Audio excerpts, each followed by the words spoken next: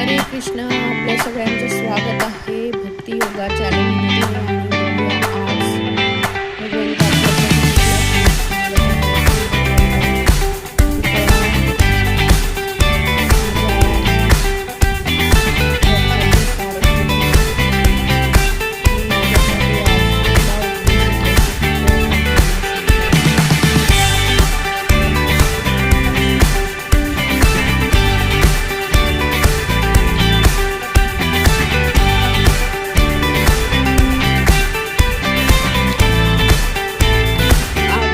आणि बघूया आज श्लोक दिलेला आहे. अध्याय 11, श्लोक क्रमांक 55. मत्कर्म कृन्मत् परमो मद्भक्तः संगवर्जितः निर्वैरः सर्वभूतेषु यः स मामेति पांडव. मत्कर्मकृत, माझे कर्म करण्यामध्ये संलग्न झालेला. मत परमः, मला परमश्रेष्ठ मानून. मत भक्तः, माझ्या भक्तीमध्ये संलग्न झालेला. संग वर्जितः, सकाम कर्म आणि तर्कवाद यांच्या संगातून मुक्त. निर्वैरः, शत्रुरहित. सर्व भूतेषु, सर्व जीवांमध्ये. यह, जो. सह, तो. माम, मला. येतो, प्राप्त होतो. पांडव, हे पांडव. ट्रान्सलेशन आहे.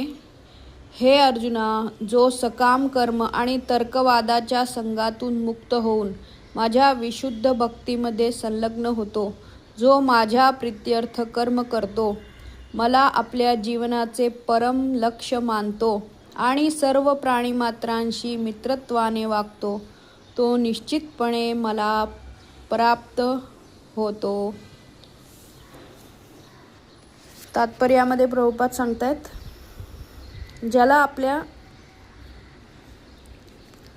ज्याला आध्यात्मिक विश्वातील कृष्ण लोकामधील परमपुरुष श्रीकृष्णाची प्राप्ती करून त्यांच्याशी घनिष्ठ संबंध प्रस्थापित करायची इच्छा आहे, त्याने परमपुरुषाने स्वतः सांगितलेल्या आदेशांचे पालन केले पाहिजे. म्हणून या श्लोकाला भगवद्गीतेचे सार म्हटले जाते. भौतिक प्रकृतीवर प्रभुत्व गाजविण्याच्या हेतूने जे भौतिक जगतामध्ये रत झाले आहेत आणि ज्यांना वास्तविक आध्यात्मिक जीवनाचे ज्ञान नाही, त्या बद्ध जीवांना मार्गदर्शन करण्याकरिता भगवद्गीता हा ग्रंथ आहे. आपल्या आध्यात्मिक स्वरूपाचे आणि परमपुरुषाशी असणाऱ्या आपल्या शाश्वत संबंधाचे ज्ञान आपल्याला कसे होऊ शकेल हे सांगणे आणि आपण स्वगृही भगवद्धामात परत कसे जाऊ शकतो हे शिकवणे हा भगवद्गीतेचा उद्देश आहे. आता या श्लोकामध्ये अशा पद्धतीचे विश्लेषण करण्यात आले आहे की ज्या योगे मनुष्य भक्तीमध्ये सफल होऊ शकतो. तर हा जो श्लोक आहे, this is the secret summary of Bhagavad Gita. तर जर कोणी आपल्याला विचारलं की भगवद्गीतेचा एका श्लोकात, नाही, हे एक श्लोकी भगवद्गीता नाही आहे, पण तरी पण जसं प्रभुपाद इथे म्हणतात की संपूर्ण भगवद्गीतेचं सार रूपी या श्लोकात आहे, तर हा श्लोक सार रूपी आहे.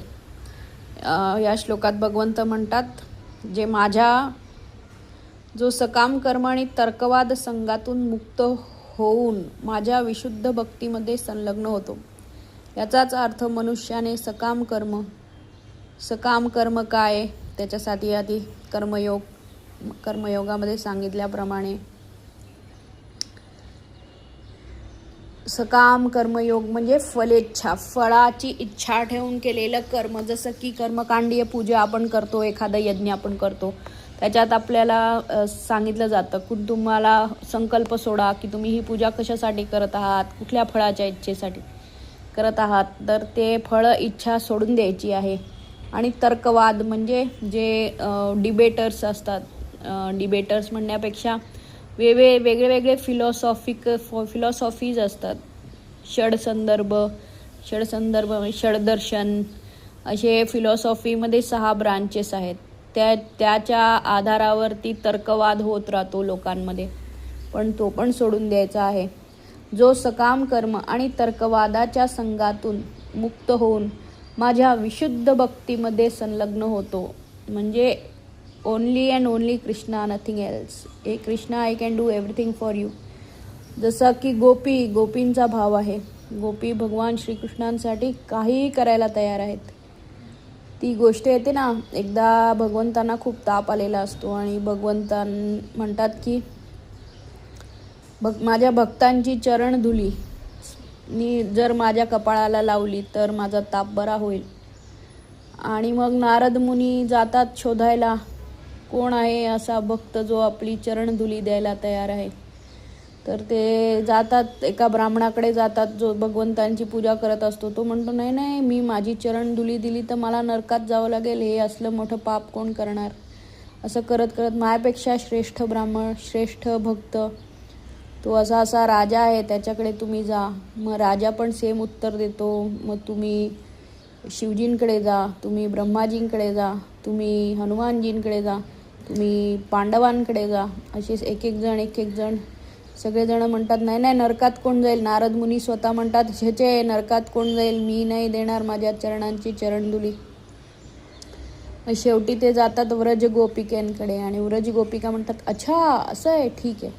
त्या जातात यमुनेमध्ये आपले पाय धुतात आणि बाहेर ती जी धुळी असते, रेती माती, ते सांगतात, हे घ्या, काहीतरी आणा मोठमोठं, हे घ्या, भरभरून घेऊन जा. जर आमच्या चरणधुलीने भगवंतांचा ताप बरा होणार असेल तर आम्ही करोडो जन्मांसाठी सुद्धा नरकात जायला तयार आहोत.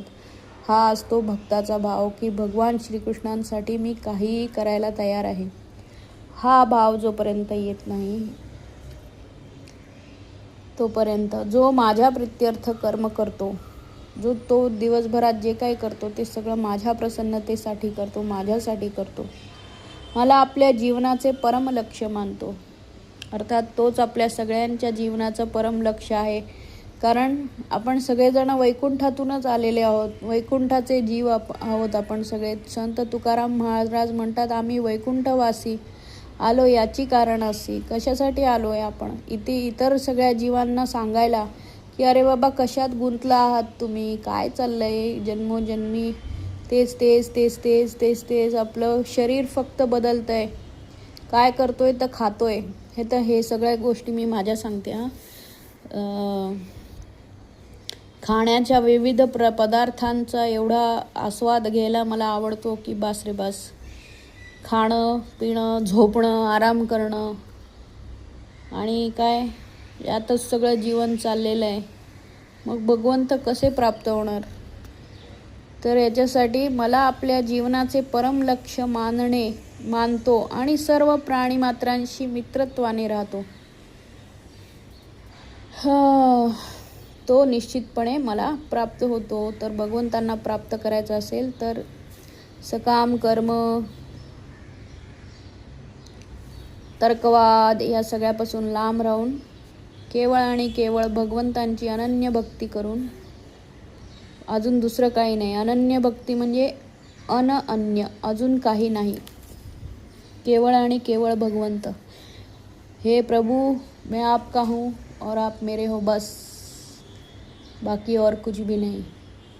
आणि प्लस त्याच्याबरोबर सगळ्या प्राणीमात्रांशी मित्रत्वाने वागले पाहिजे. तर हे खरंच या श्लोकामध्ये संपूर्ण गीतेचं सगळं ज्ञान असं एकवटलेलं आहे. आणि तोच असा व्यक्तीच मला निश्चितपणे प्राप्त होऊ शकतो. तर पुढे प्रभुपाद सांगतात, कर्माविषयी सांगायचे तर मनुष्याने पूर्ण शक्तीनिशी कृष्ण भावना भावित कर्म केले पाहिजे. भक्तिरसामृत सिंधूमध्ये सांगितल्याप्रमाणे अनासक्तस्य विषयान यथाह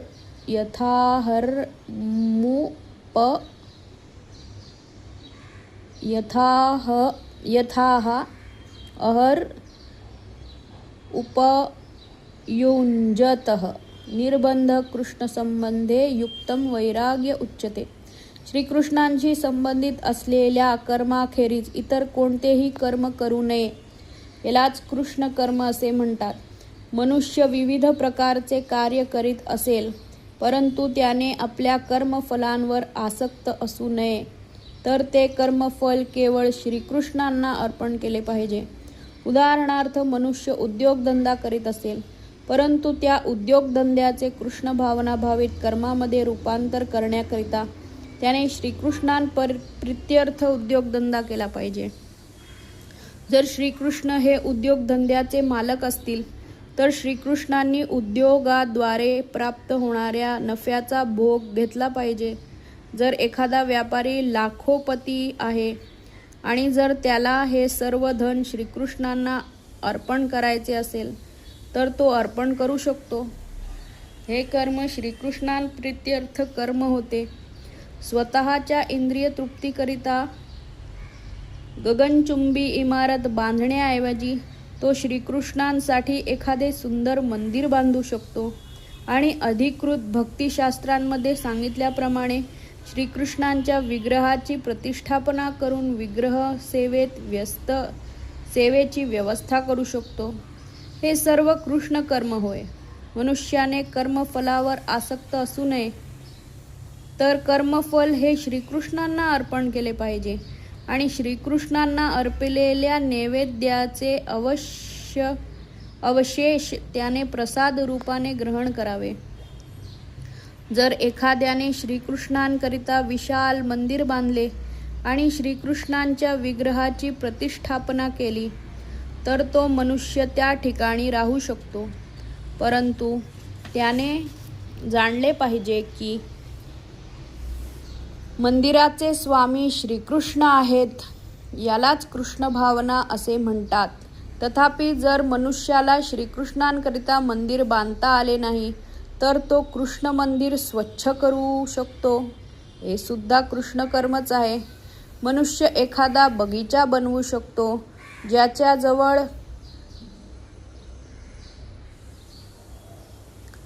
याच्याजवळ जमीन आहे.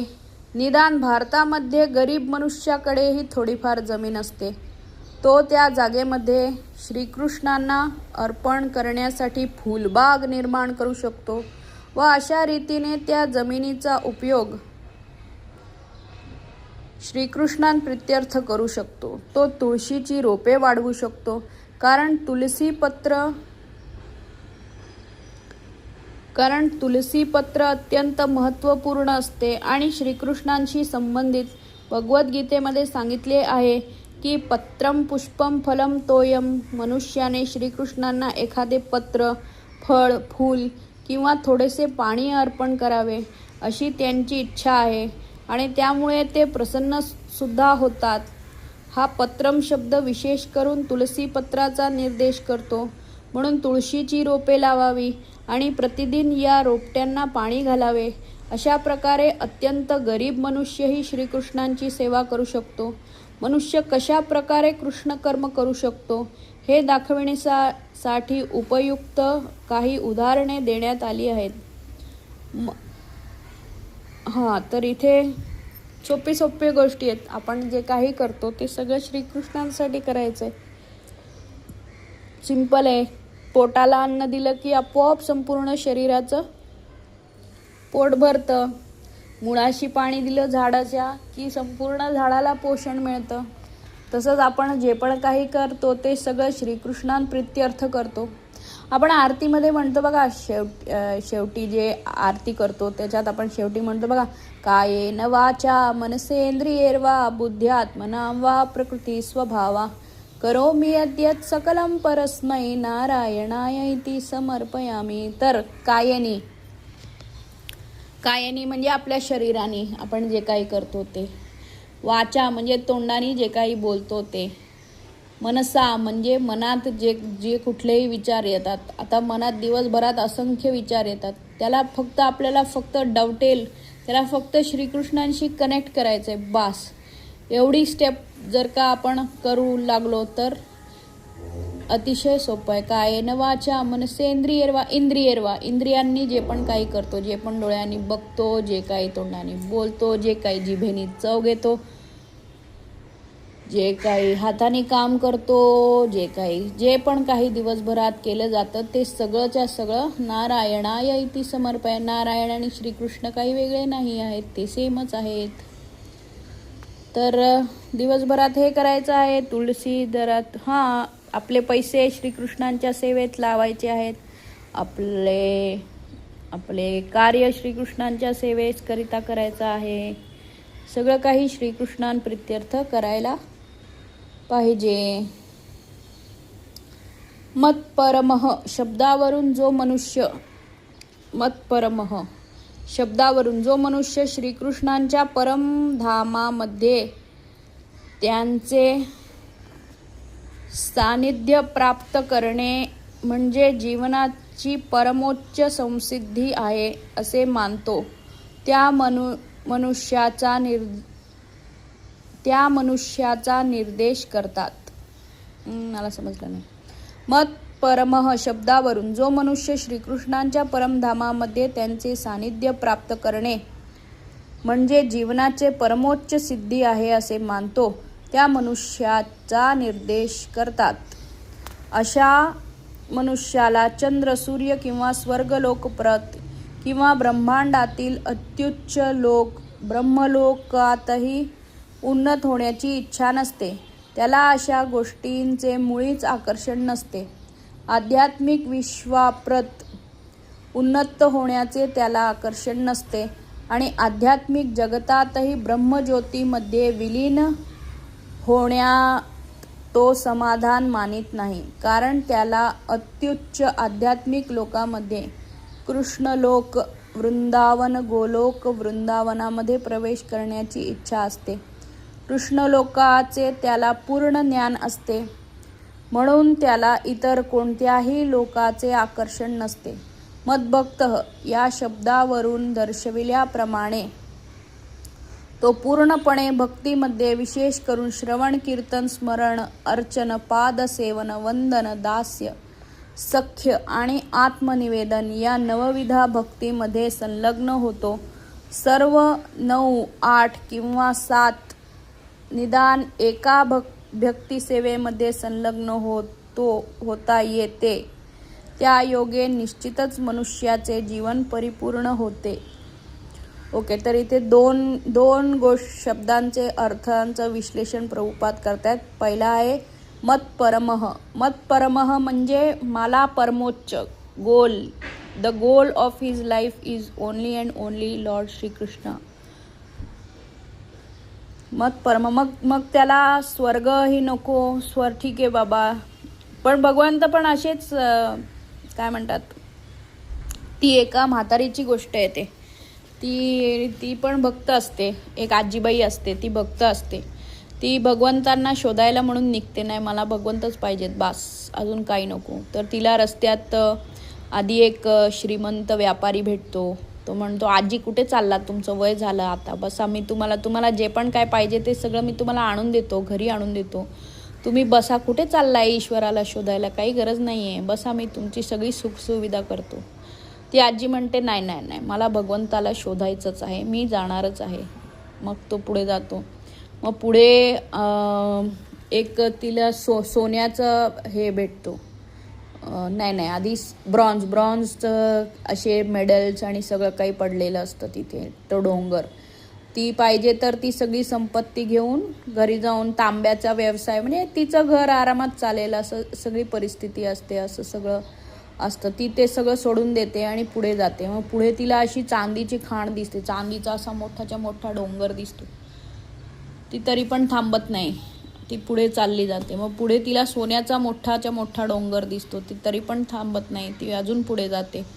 मग पुढे तिला असं हिऱ्यांची खाण, सगळं हिऱ्यांनी भरलेलं असं हे सगळं दिसतं, ती तरी पण थांबत नाही, ती पुढे जाते. मग पुढे साक्षात लक्ष्मीदेवी येतात, म्हणजे लक्ष्मीदेवीच असतात. हे सगळं जे वैभव दिसतं ते सगळं लक्ष्मीदेवींचीच अरेंजमेंट असते, की बघूया आपण टेस्टिंग करूया या आजीबाईची. तर तरी पण ती म्हणते, नाही, हे सगळं नको मला, हे सगळं नको. मग काय म्हणतात, तरी पण ती पुढे जाते, नाही, मला भगवंतच पाहिजेत. मग इथे पण प्रभुपाद तेच सांगतायत की काय म्हणतात, मतपरम, मग अशा भक्ताला ज्याला भगवान श्रीकृष्णांची ओढ लागलेली असते त्याला अजून काही तुम्ही कितीही काही दिलं तरी ते सगळं कमीच वाटतं. अगदी ब्रह्मलोकाचंही राज्य दिलं, ब्रह्मा चल तुला मी ब्रह्मा बनवतो, संपूर्ण सृष्टीची निर्मिती तूच कर, सगळं काही तूच कर, सगळं तू सगळ्याचा कंट्रोलर बन, तरी पण ते सुद्धा भक्ताला नको असतं. चल मी तुला मुक्ती, चारही मुक्ती प्रदान करतो, सगळ्या मुक्ती देतो. भक्ताला मुक्तीसुद्धा खूप छोटी वाटते आणि त्याला भगवंतांची सेवाही जास्ती प्रिय वाटते. तुकाराम महाराजांचं उदाहरण आहे. तुकाराम महाराजांना शिवाजी महाराज अनेक हे आणून देतात, रत्न जडित सगळं आणून देतात, सगळे वस्त्र रत्न असं खूप काही सगळं आणून देतात त्यांना. आणि पण ते काय म्हणतात की नको नको, हे मला नको, मला जर काय मी जर ह्याच्यात अडकलो तर मग मी भगवंतांचं चिंतन नाही करू शकणार, तर हे प्लीज तुम्ही रिटर्न घेऊन जा, याच्यातलं मला काही नको. म्हणजे भक्त सोन्याला काय बनतो, विष्ठा, पिवळी विष्ठे समानच तो सोन्याला सुद्धा मानतो. तर भौतिक कुठलीही गोष्ट त्याला अशीच वाटते. तर आता आपल्यासारखं, आता हे सगळ्या झाल्या खूप हाय लेवल हाय फंडू गोष्टी, तर आता आपल्यासारखा सामान्य साधारण माणूस काय करू शकतो. तर आपल्यासारखा साधारण माणूस start small, take small steps, छोटं छोटं काहीतरी करू शकतो. तिथेच पुढे भगवंत प्रभुपाद पुढे त्याचंच विश्लेषण करतात की नवविधा भक्ती, मदभक्त या शब्दावरून दर्शविल्याप्रमाणे तो पूर्णपणे भक्तीमध्ये, विशेष करून श्रवण कीर्तन अर्चन पादसेवन ह्याच्यात तो संलग्न होतो. तर नवविधा भक्ती, आपल्यासारख्या सामान्य व्यक्तीला काय दिले भगवंतांनी, ठीक आहे मला प्राप्त करायचं असेल, तू एवढा हाय लेवल हाय फंडू नाही करू शकत, तू पहिली गोष्ट माझ्याबद्दल श्रवण कर, माझ्याबद्दल अधिक श्रवण केल्यामुळे तुला माझ्याबद्दलची आसक्ती वाढेल. तर ह्याचं सगळ्यात श्रेष्ठ उदाहरण आहे रुक्मिणी माता. रुक्मिणी मातेने श्रीकृष्णांबद्दल फक्त श्रवण केलं होतं, त्यांनी कधीसुद्धा आयुष्यात त्यांना बघितलं नव्हतं. त्यांनी फक्त आणि फक्त भगवंतांबद्दल श्रवण केलं होतं आणि त्यांनी ठरवलं की मी जर लग्न करीन तर याच व्यक्तीशी लग्न करीन. आणि त्यांनी तसं आपल्या पत्रामध्ये लिहिलं आहे. भागवत पुराणात जर आपण वाचलं तर त्या भगवंतांना पत्रामध्ये लिहितात की जर का तुम्ही मला या जन्मात स्वीकार नाही केलं तर मी पुढच्या जन्मी प्रयत्न चालू ठेवीन, त्याही पुढच्या जन्मी, त्याच्याही पुढच्या जन्मी, म्हणजे जन्मोजन्मी मी माझा हाच प्रयत्न राहीन की मी तुम्हाला प्राप्त करेन. आणि हे सगळं त्यांनी फक्त श्रवणाने, त्यांनी फक्त भगवंतांबद्दल ऐकलं होतं. आणि आजकाल भगवंतांबद्दल ऐकायला तर भरपूर अवेलेबल आहे. दुसरं म्हणजे कीर्तन म्हणजे भगवंतांबद्दल बोलणे, भगवंतांचं गुणगान करणे. तिसरं म्हणजे स्मरण, श्रवण आणि कीर्तन केल्यावर आपल्याला भगवंतांचं स्मरण होत जाईल. अरे भगवंत आता काय करत असतील, त्यांच्या मित्रांबरोबर खेळत असतील का गोपिकांबरोबर त्यांच्या लीला चालू असतील, का सध्या ते जेवत असतील, असं त्यांच्याबद्दल स्मरण करणे. अर्चन पद्धती आपल्याला दिलेली आहे नारद मुनींनी. अर्चन म्हणजे भगवंतांची पूजा करणे. भगवंतांसमोर साधा एक तुपाचा दिवा लावला रोज, बास, तोही भगवंतांना प्रिय आहे. भगवंत सांगतात पत्रम पुष्पम फलम तोयम यो मे भक्त्या प्रयच्छती. भक्त्या हा शब्द खूप महत्त्वाचा आहे. म्हणजे एखादं फळ, कुठलंही फळ, आपण अनेक फळं दिवसभरात खात असतो, त्याच्यातलं एक फळ भगवंतांना अर्पण करा. कुठलंही फूल त्यांना अर्पण करा. भगवंतांना कुठल्याही फुलाची रिस्ट्रिक्शन नाही आहे. जसं की गणपती बाप्पाला फक्त लाल फूल वाहतात किंवा शिवजींना पांढरं फूल वाहतात, तसं भगवान श्रीकृष्णांना कुठलीच रिस्ट्रिक्शन नाही आहे. त्यांना तुम्ही काही सुद्धा अर्पण करू शकता. फलम पत्रम पुष्पम फलम तोयम, साधं एक भांडभर पाणी द्या प्यायला श्रीकृष्णांना, दूध द्या प्यायला, अर्चनम ही झाली अर्चनम पद्धती. एवढं सगळं नाही करू शकत, दिवसातून एकदा हात जोडा भगवंतांसमोर आणि सांगा, हे भगवंता मी तुमचा सेवक आहे, माझी सेवा स्वीकार करा. अर्चनम अर्चनम नंतर श्रवणम कीर्तनम स्मरणम अर्चनम पादसेवनम. पादसेवनम तर म्हणजे भगवंतांच्या चरण कमलांची सेवा करणे. ही तर लेवल आपली नाहीच आहे सध्या, पण लक्ष्मी माताकडे ही सेवा आहे.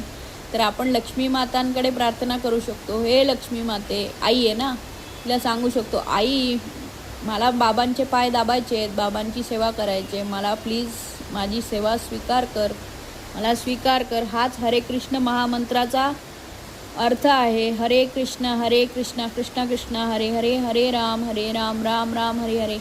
आता या महामंत्रामध्ये हरे हरे हरे हरे हरे हरे हे हरे हा शब्द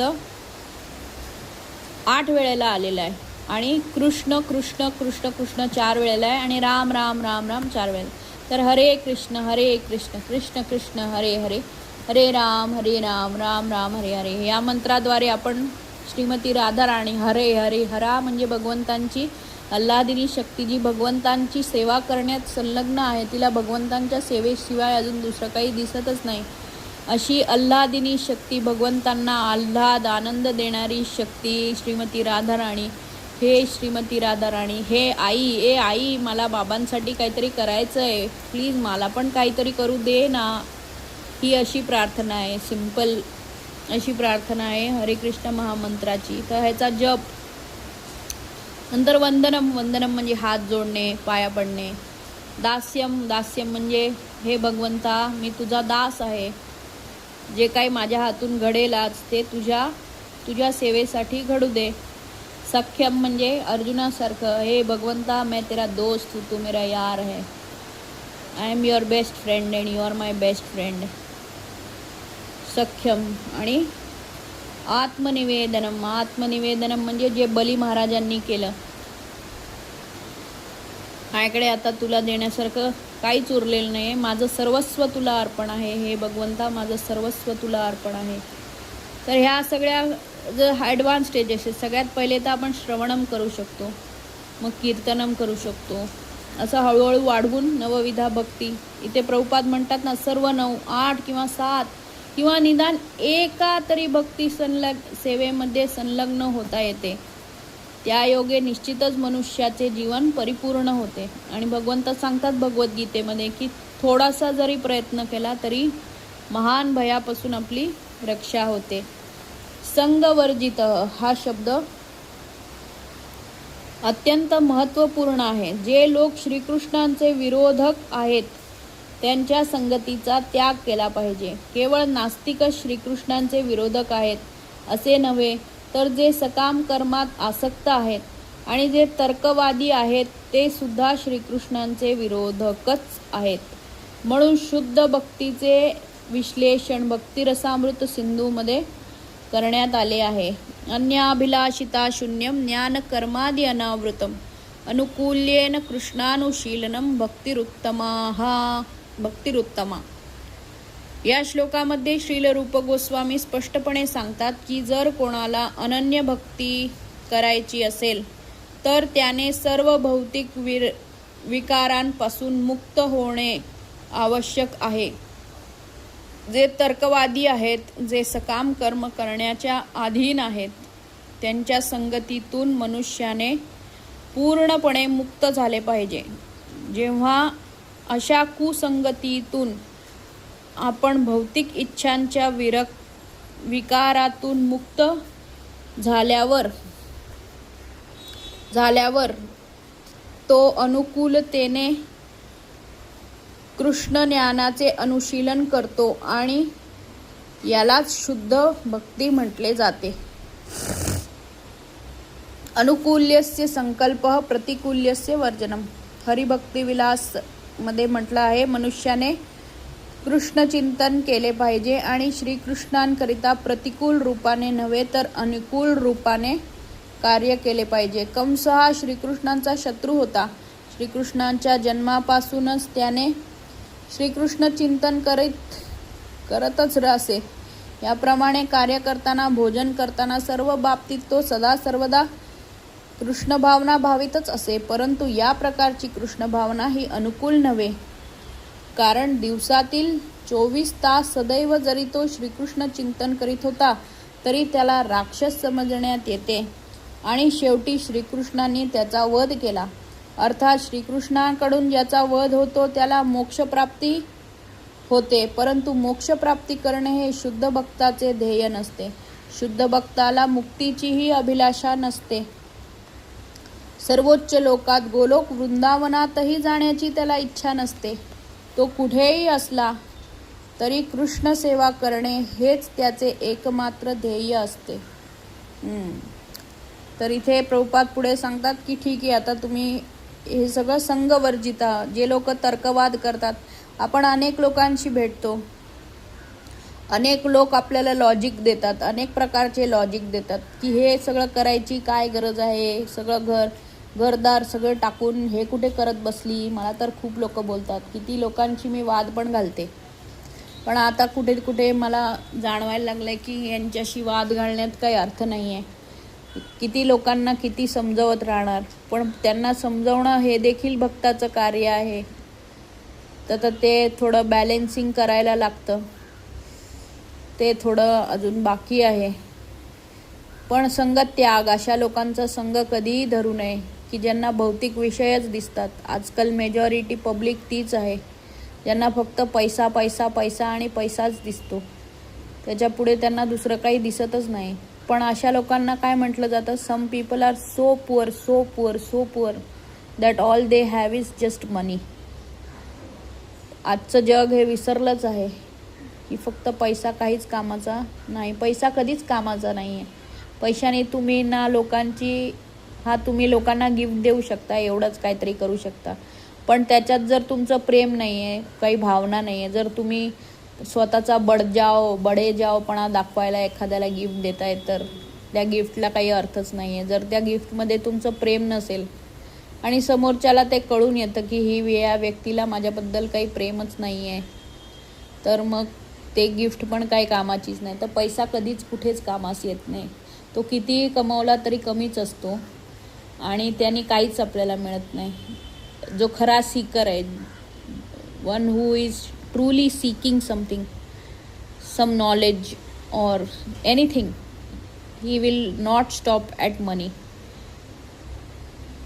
सो पैसा पैसा पैसा ज्यांना वाटतो, आणि जे तर्कवाद करतात ते मुळातच श्रीकृष्ण विरोधी असतात. कारण त्यांना श्रीकृष्ण जे सांगतात त्याच्यावर विश्वासच नसतो, त्याच्यावर भरोसाच नसतो. त्यामुळे पहिल्यापासूनच जे तर्कवादी आहेत, एथिस्टिक पीपल, कोण कृष्ण, काय कृष्ण, पूर्ण गीतेत त्यांनी स्वतःचाच बडेजावपणा केलेला आहे. आता हे जो व्यक्ती म्हणतो त्याच्या पुढे आपण त्याला काय बोलणार? तू कोण आहेस बाबा? तू काय केलं आहेस? आधी एकतर तू स्वतः जे श्वास घेतोय तो श्वास पण तुझा स्वतःचा नाही आहे, तो तुला दिला जातोय. तू नाकाने श्वास घेऊ शकतोयस, ही त्या श्रीकृष्णाचीच कृपा आहे. तू चालू शकतोयस, फिरू शकतोयस, जे काय करू शकतोयस ती सगळी श्रीकृष्णाचीच कृपा आहे. तो डोळे आहेत, तुला डोळे बघायला डोळे दिलेले आहेत, आणि ठीक आहे डोळे असतील पण सूर्यप्रकाशच नसेल तर अंधारात काय दिसणार आहे तुला? तर पूर्ण ब्रह्मांड ज्यांनी बनवलंय, एकच ब्रह्मांड नाही, अनेक ब्रह्मांड ज्यांनी बनवली आहेत, त्या व्यक्ती तो स्वतःचा बडेजावपणा करतो आणि त्याला काय समजतं ही जी व्यक्ती बोलते त्या व्यक्तीसमोर हात जोडायला पाहिजे आणि ठीक आहे बाबा, तुझं तत्वज्ञान तुला लखलाभ हो, परमेश्वर तुला बुद्धी देव, असं बोलून तिकडून चाललं जायचं. अशा लोकांची संगती कधीही करू नये, कारण अशी लोक म्हणजे जसा करतो संग तसा चढेल रंग, असंच असतं ना. जर का आपण शाळेमधल्या मित्रांची उदाहरणं घेतली, एखादा मुलगा जर ज्याला जर खोटं बोलायची सवय असेल, जो पदोपदी खोटं बोलत असेल, तर त्याच्याकडून आपल्याला ती सवय लागायला वेळ नाही लागत. किंवा एखाद्या मुलाचं अक्षर सुंदर असेल, त्याच्याजवळ आपण बसलो तर त्याच्याबरोबर राहून कदाचित आपलं पण अक्षर सुंदर होईल. एखादा छान बोलत असेल त्याच्याबरोबर राहून राहून आपोआप आपलंही बोलणं चांगलं होतं. तर ज्याचा आपण संग करू तशीच आपली मनोवृत्ती होत जाते हळूहळू आणि मग आपण त्याच्याप्रमाणे बनत जातो. तर अशा लोकांचा संघाचा त्याग केला पाहिजे. इथे सरळ डायरेक्टली श्रीकृष्णच सांगतात या श्लोकात की जो सकाम कर्म आणि तर्कवादाच्या संघापासून मुक्त होऊन माझ्या विशुद्ध भक्तीमध्ये संलग्न होतो. ह्याच्यापेक्षा स्पष्ट अजून काय भगवंतांनी सांगायला पाहिजे. सकाम कर्म म्हणजे फलेच्छा ठेवून केलेलं कर्म आणि तर्कवाद दोन्हीपासून भगवंतच लांब राहायला सांगतायत. कोणाला? ज्याला भगवंतांची प्राप्ती करायची आहे त्याला. ज्याला भगवंतांची प्राप्ती करायचीच नाही आहे, ज्याला आपल्या जीवनाचा उद्देश काय आहे हेच माहिती नाही आहे, आणि ज्याला असंच ब्रह्मांड भ्रमिते कोण भाग्यवान जीव जे म्हणतात, ब्रह्मांडात भ्रमण करत राहायचं एका योनीतून दुसऱ्या योनीत, तेच अनुभव परत घ्यायचे, तेच. आता जर का आपण बघायला लागलो, प्रत्येक प्राणी हा खातो, पितो, झोपतो, विष्ठा करतो, मैथून सुख घेतो, मुलं जन्माला घालतो आणि मरून जातो, आजारी पडतो आणि मरून जातो. हेच जन्मोजन्मांपासून चालू आहे. आणि ज्याला याच चक्रात राहायचं आहे त्यांनी बिलकुल पण भगवद्गीता हातात घेऊ नका. कारण भगवद्गीता हा ग्रंथ राजर्षींसाठी आहे, सामान्य लोकांसाठी हा ग्रंथ मुळात नाहीच आहे. 4थ्या अध्यायामध्ये भगवंतांनी हे ज्ञान, ते सांगतात की हे ज्ञान मी सूर्यदेव विवस्वानाला दिलं. सूर्यदेव विवस्वानाने पुढे ते मनूला दिलं. मनू हा संपूर्ण जगाचा राजा होता, संपूर्ण जगाचा, ज्याला राजा बनायचं आहे, ज्याला खरोखर राज्य करायचं आहे, त्या राजर्षींसाठी भगवद्गीतेचं ज्ञान आहे. सामान्य लोकांसाठी हे ज्ञान आधी मुळात नाहीच आहे. त्यांनी हे वाचायला सुद्धा जाऊ नये. हे असं माझं तर आता हळूहळू असंच म्हणणं होत चाललेलं आहे की सामान्य व्यक्तीने भगवद्गीता हातात घेऊच नाही, कारण त्याला ती समजणारच नाही आहे. प्रभुपादांनी सांगितल्याप्रमाणे जोपर्यंत आपण श्रीकृष्ण, ॲटलिस्ट आपण अज्युम, मॅथ्समध्ये असतं बघा, लेट अस अज्युम दॅट, ते आपण करतो.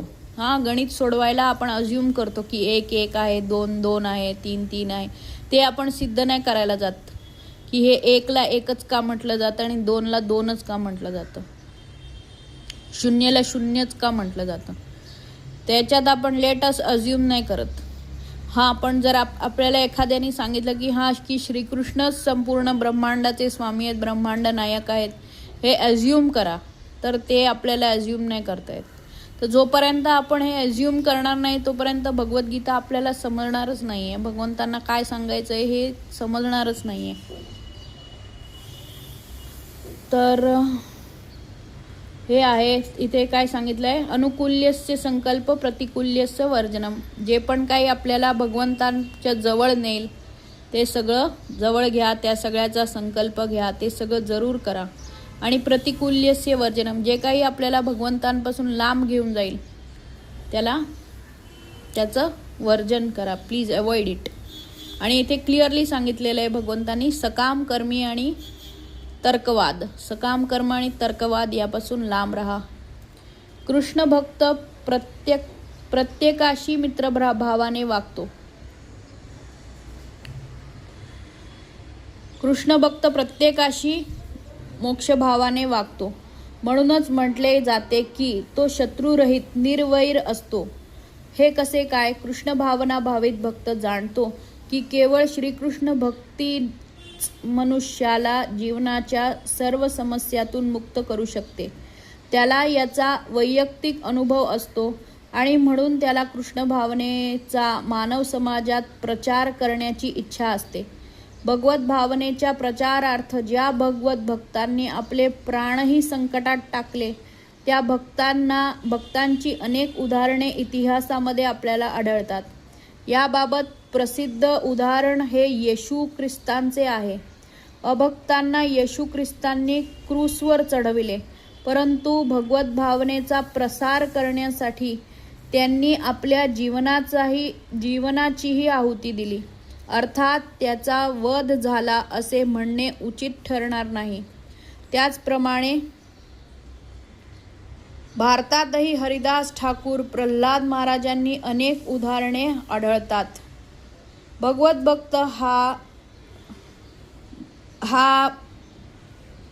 भक्त का बरे याप्रमाणे आपले प्राणही संकटात टाकतात?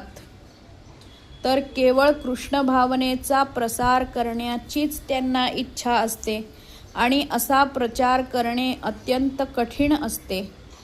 कृष्ण भावनाभावित मनुष्य जाणतो की श्रीकृष्णांशी असलेला आपला शाश्वत संबंधांच्या विस्मृतीने आपण दुःखी होतो. म्हणून आपल्या बांधवांना सर्व भौतिक समस्यातून मुक्त करणे म्हणजे मानव समाजाचे सर्वोच्च कल्याण होय. अशा रीतीने शुद्ध भक्त हा भगवत सेवेमध्ये संलग्न झालेला असतो. आता आपण कल्पना करू शकतो की जे भक्त श्रीकृष्णांसाठी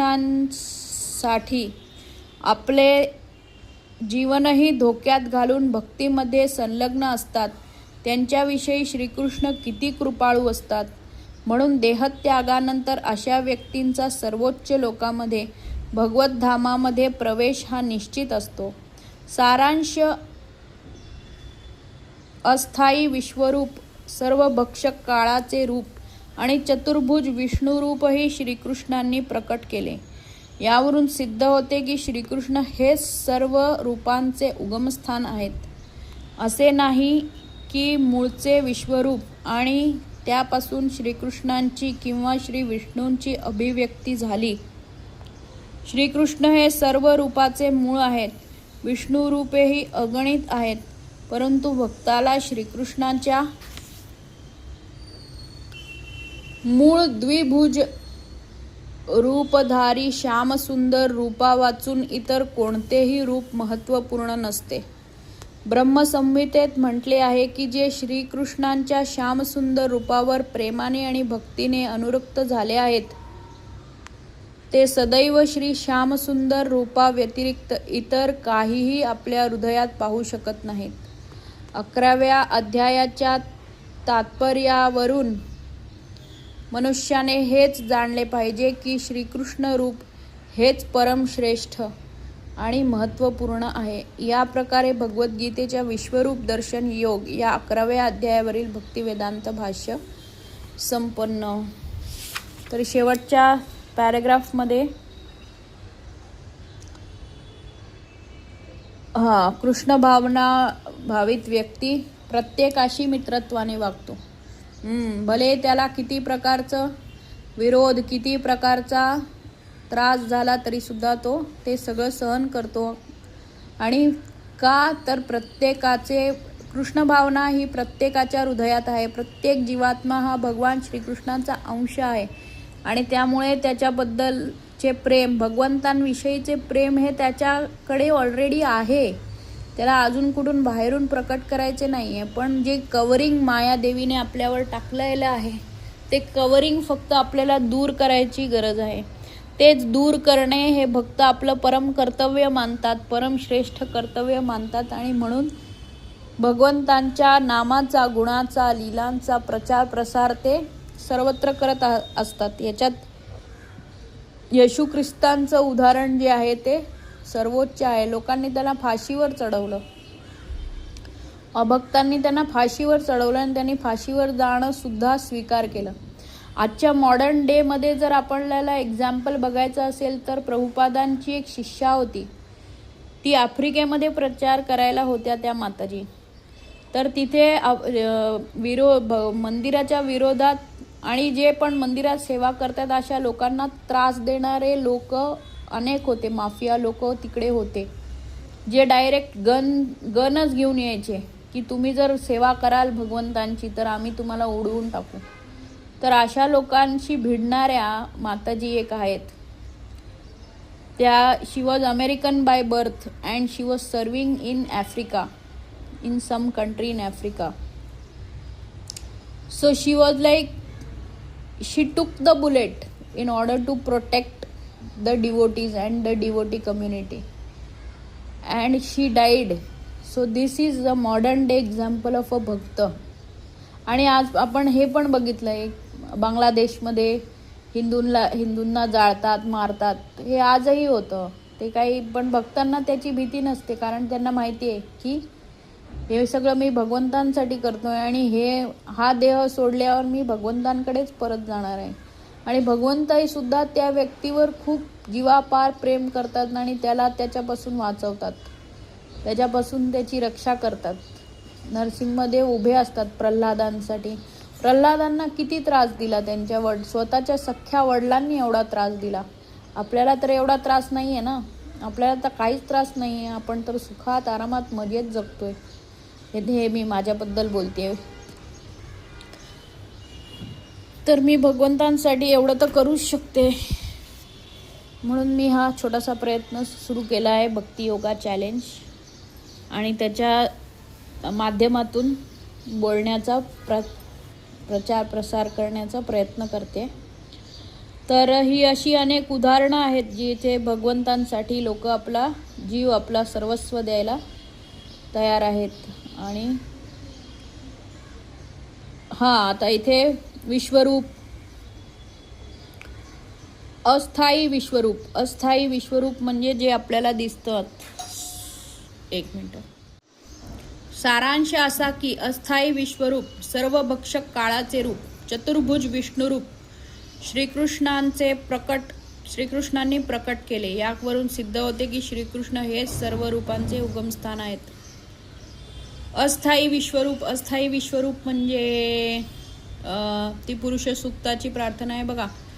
त्याच्यात असं म्हटलं जातं की चंद्र आणि सूर्य भगवंतांचे नेत्र आहेत, अग्नी भगवंतांचं मुख आहे, त्याच्यानंतर इंद्र हे भगवंतांचे हात आहेत, आणि विष्णू भगवंतांचे चरणकमल आहेत. तर जे प्रकट विश्वरूप आपल्याला दिसतं, जे आपण बघू शकतो, प्रत्यक्षात बघू शकतो, असं जे संपूर्ण विश्वाचं रूप आहे ते श्रीकृष्णांचंच रूप आहे. दुसरं म्हटलं आहे की सर्वभक्षक काळाचे रूप, कालोस्मी भरतर्षभा. याच 11व्याच अध्यायामध्ये भगवंत सांगतात अर्जुनाला, जेव्हा अर्जुन विश्वरूप बघतात की अरे बापरे, हे मुखात एवढे सगळे हे कौरव सगळे तुमच्या तोंडात जात आहेत, असे तुमचे अकराळ विक्राळ दात आहेत, ते नद्या समुद्र सगळं काही मला दिसतंय तुमच्या रूपामध्ये. कोण आहात तुम्ही आणि काय तुमचं काम आहे, हे ते त्याला विचारतात. तेव्हा भगवंत सांगतात की कालोस्मी भरतर्षभा. जो काही काळ चालू आहे, टाइम जो क्षणोक्षणी पुढे चाललाय, एक एक सेकंदाला, एक मिनिटाला आपलं शरीर झिजतंय आणि आपण काळाच्या ओघात जातोय. आणि मृत्यू जो येतो, मृत्यू सर्व हरश्चाहम, सगळं काही हरण करणारा पण मृत्यू मीच आहे. आणि चतुर्भुज विष्णुरूप, एखाद्याला जर विष्णुरूप आवडत असेल, श्रीमन्नारायण नारायण हरी हरी, भजमन्नारायण नारायण हरी हरी, तेरी लीला है सबसे न्यारी न्यारी हरी हरी. एखाद्याला ते रूप आवडत असेल तर त्याही रूपात श्रीकृष्णच तुम्हाला भेटतायत. तर बघा, जर का असं बघायला गेलं तर ज्याला काहीच नाही, atheistic person is also experiencing Krishna in the form of rain, wind, water, fire, earthquake. या सगळ्यातून ते भगवंतांचीच अनुभूती घेत आहेत. मृत्यूच्या रूपातही ते भगवंतांनाच भेटत आहेत, पण त्यांना समजत नाही, माहीत नाही, त्यांच्याकडे ज्ञानचक्षू नाहीत की त्यांना समजेल की ते भगवंतांनाच भेटत आहेत. नेक्स्ट आहे विष्णूचे भक्त. विष्णू रूपात जे भगवंतांकडे बघतात ते सुद्धा श्रीकृष्णांनाच बघत आहेत. आणि हे सगळं श्रीकृष्णांनी प्रकट केले. यावरून सिद्ध होते की श्रीकृष्ण हेच सर्व रूपांचे उगमस्थान आहेत. असेही की मूळचे विश्वरूप हे त्यांच्यापासून श्रीकृष्णांची किंवा श्रीविष्णूंची अभिव्यक्ती झाली. उलट नाही आहे, श्रीकृष्णांपासूनच सगळं काही उत्पन्न झालेलं आहे. श्रीकृष्णांची निर्मिती यापासून नाही झाली. ठीक आहे. विष्णू रूपे अगणित आहेत, परंतु भक्ताला श्रीकृष्णांच्या मूळ द्विभुज रूपधारी श्याम सुंदर रूप वाचून इतर कोणतेही रूप महत्त्वपूर्ण नाही वाटत. ते एक गोस्वामींचं वाक्य आहे की तुम्हाला जर भौतिक आयुष्यात छान प्रकारे जगायचं असेल, तुम्हाला भरपूर धनसंपत्ती प्राप्त करायची असेल, तुम्हाला फॅमिली लाईफ चांगलं हवं असेल, तर तुम्ही एक काम करा, तुम्ही कधीसुद्धा मथुरा क्षेत्रात जाऊ नका. ठीक आहे, मथुरा क्षेत्रात गेलात तर वृंदावनात कधीसुद्धा जाऊ नका. वृंदावनात गेलात तर केशी घाटावर अजिबात जाऊ नका. केशी घाटावर गेलात तर त्या त्रिभंग रूपात उभा असलेल्या श्यामसुंदराकडे अजिबात बघू नका. कारण एकदा जर का तुम्ही त्याला बघितलं, त्याचं रूप एवढं मनमोहक आहे. श्रीकृष्ण, कृष्ण या शब्दाचाच अर्थ आहे सर्वांना आकर्षित करणारा. सर्वांना आकर्षित करणारा जर तुम्हाला आकर्षित केलं तर मग तुमचं भौतिक आयुष्य संपलं आणि मग तुम्हाला आता अजून दुसरं काहीसुद्धा दिसणार नाही. तर या श्लोकाला जर समराईज करायचं झालं तर भगवंत इथे काय सांगतायत की मला परायण व्हा, माझ्यासाठी कर्म करण्यामध्ये संलग्न हो. दुसरं, सकाम कर्मी आणि तर्कवादापासून दूर राहा. तिसरं, सगळ्यांशी मैत्री कर. आणि चौथं, जीवनाचे परम लक्ष्य मला मान. या 4 गोष्टी जर केल्यास तर तू मला निश्चितपणे प्राप्त होशील. आजचा व्हिडिओ खूपच लांबलचक झाला, त्याचं मी शॉर्ट पण एक क्लिप तयार करते 1 मिनिटाची. ऐकल्याबद्दल खूप खूप धन्यवाद. भगवद्गीता वाचत राहा, भगवंतांच्या सानिध्यात राहा, भगवंतांवर प्रेम करा. कारण त्यांच्यापेक्षा जास्ती प्रेम तुम्हाला आयुष्यात कुणीही करणार नाही आहे. आणि अजून तुमचं सगळ्या सुहृदम सर्वभूतानां ज्ञात्वा माम शांतिम प्राप्स्यसि. तुला प्रशांती, मला जाणल्यावरच तुला परम शांती, शाश्वत शांती प्राप्त होईल असं भगवंत सांगत आहेत. नाम जप करत राहा, आपली काम करत राहा आणि आनंदी राहा. हरे कृष्ण कृष्ण कृष्ण हरे हरे, हरे राम राम राम हरे.